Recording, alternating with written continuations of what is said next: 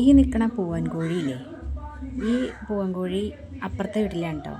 അപ്പോൾ അതാ ഇതിന് സ്വന്തമായിട്ടൊരു ഭാര്യ ഉണ്ട്. എന്നിട്ട് അപ്പുറത്തെ വീട്ടിൽ ഒരു പെടക്കോഴീനെയും വിളിച്ചുകൊണ്ട് വന്നേക്കാണ്. എന്നിട്ട് ഇതിനെ ഒളിപ്പിച്ചിരുത്തിയേക്കുന്നതാണ് കേട്ടോ ഈ ജാതിയുടെ ചോട്ടിൽ. ഈ ഒളിപ്പിച്ചിരുത്തിയേക്കാണ് അതിൻ്റെ ഉടമസ്ഥനും ആരും കണ്ടുപിടിക്കാതിരിക്കാൻ വേണ്ടിയിട്ട്. അപ്പോൾ ഇതെങ്ങനെയാണെന്ന് വെച്ചാൽ, ഈ പെണ്ണിനെ കണ്ടതിന് ശേഷം പിന്നെ ഇവനില്ലേ, ഇവൻ്റെ ഭാര്യനെ തിരിഞ്ഞു നോക്കള്ള കേട്ടോ. അപ്പോൾ ഇവളാണെങ്കിലോ ഇവനെ കണ്ടതിന് ശേഷം പിന്നെ ഇവൻ്റെ പുറകേന്ന് മാറില്ല കേട്ടോ. ഇവനെവിടെ പോകുന്നോ അവിടെയൊക്കെ ഇവളും ഉണ്ട് കേട്ടോ.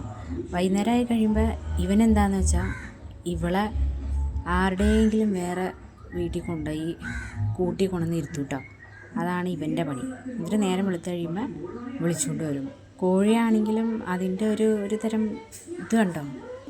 ഇതിന് മാത്രം ബുദ്ധിയൊക്കെ ഈ കോഴികൾക്ക് എങ്ങനെ വന്നൂന്ന് ഞാൻ ആലോചിക്കണം. അപ്പോൾ കോഴീനെ കോഴിയെന്ന് വിളിക്കണ വെറുതെ അല്ല, ഇതുകൊണ്ടൊക്കെ തന്നെയാണ്. അപ്പോൾ കേവലം കോഴിയായ ഇവരൊക്കെ ഇങ്ങനെ. അപ്പോൾ ഇനി മനുഷ്യൻ്റെ കാര്യമൊന്നും പറയണ്ടല്ലേ.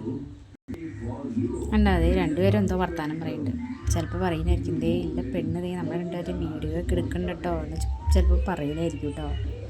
എന്തായാലും ഈ പെണ്ണില്ലേ ഇത് നല്ല തടിച്ച് കോഴിയാണ് കേട്ടോ. പക്ഷേ ഇവൻ്റെ ഭാര്യയില്ലേ, ഇവൻ്റെ ഭാര്യയ്ക്ക് വലിയ വണ്ണമൊന്നുമില്ല കേട്ടോ. ഇച്ചിരി ക്ഷീണിച്ചൊക്കെയാണ് ഇരിക്കണത്. ഇതിവിടെ വന്ന് നിൽക്കണ്ട കേട്ടോ. ഇതാണ് അവൻ്റെ ഭാര്യ.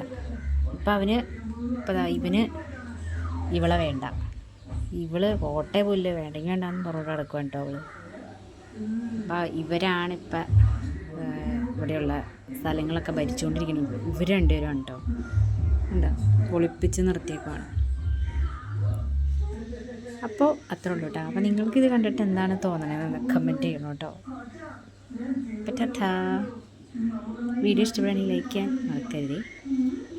അവൾ വയ്യപ്പയ്യ വന്ന് നോക്കുകയാണ് ഇവരെന്താ പരിപാടിയെന്ന്.